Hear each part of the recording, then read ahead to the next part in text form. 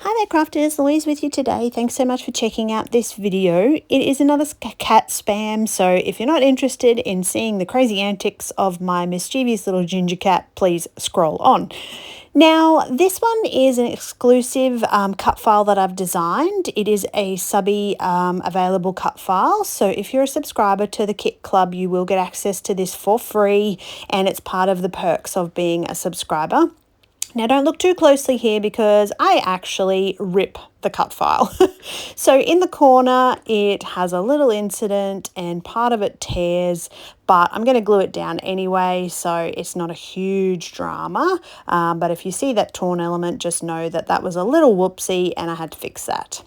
So the triangles would be great if you wanted to back them and put them on a white background, but in this case, because I am using Ginger Antics, or in this case Orange Cat, as my main focus, I'm just going with a really vibrant orange background. So this is one of the pattern papers from this month's kit.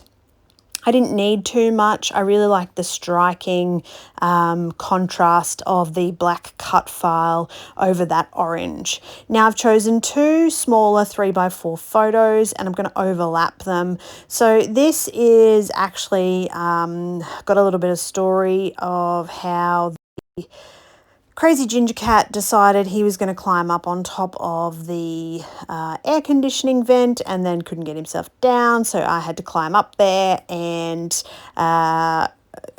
rescue him, so to speak. And then of course that innocent little face that you see afterwards where he just thinks he hasn't done anything wrong. So this is all about the antics, and I am building a cluster around the photos. One of my favorite ways to use up lots of ephemera is in this manner where you design and add little elements. So a couple of ways that you can do this: you can tuck them in raw. Sometimes if I want them to stand out a little bit more, you might want to add them with some white behind them, or in this case a little bit of foam tape. So when I'm building layers, it's really just about little pieces sticking out here and there and getting a nice balance and that visual triangle going on as well. So it's at this point where I'm thinking about my journaling. Do I want to add a cut apart piece?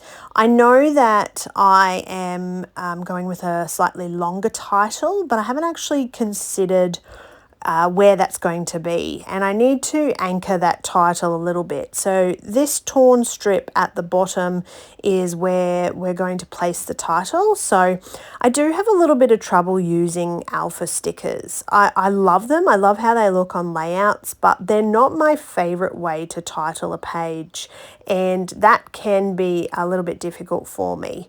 But you can see that with that as my focus, I'm going to use that orange cat in the larger part of the title, and then I'm going to use the small alphas to sort of tell more of the story, in that the official title of the layout is It's an Orange Cat Thing.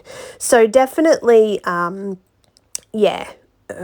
trying to get out of my comfort zone in terms of using those alphas and creating some sort of interesting or different titles. And I actually really like the way the title looks on this page. I think it definitely tells the story. It helps to draw the eye between the cluster where the photo is and this lower section.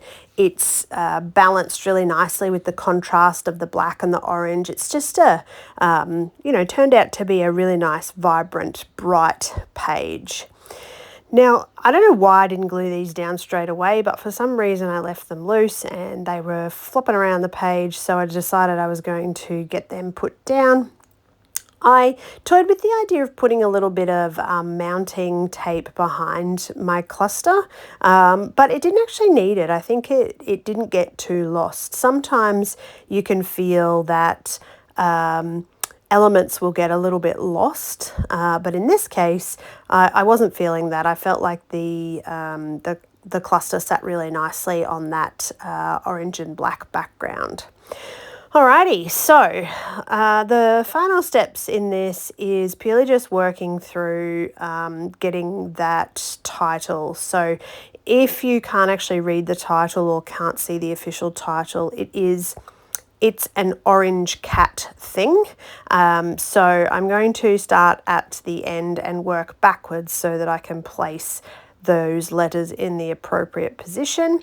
I did try to pull out a few if we had them in previous kits, but as a scrapbooker, I'm sure most of you have plenty of alphas at home that you could recreate this type of title if you needed to. These ones were definitely kit ones. So yes, you should, if you are a subscriber, maybe have some of these in your stash.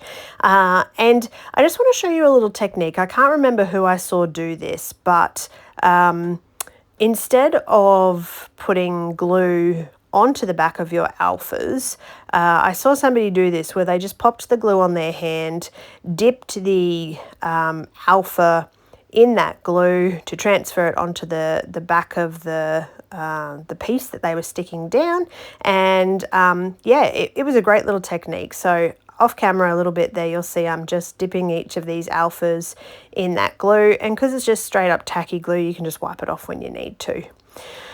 All right, final stages, sticking and gluing and making sure that everything is attached, and getting the final layout put together. Thank you for watching, and I hope you enjoyed.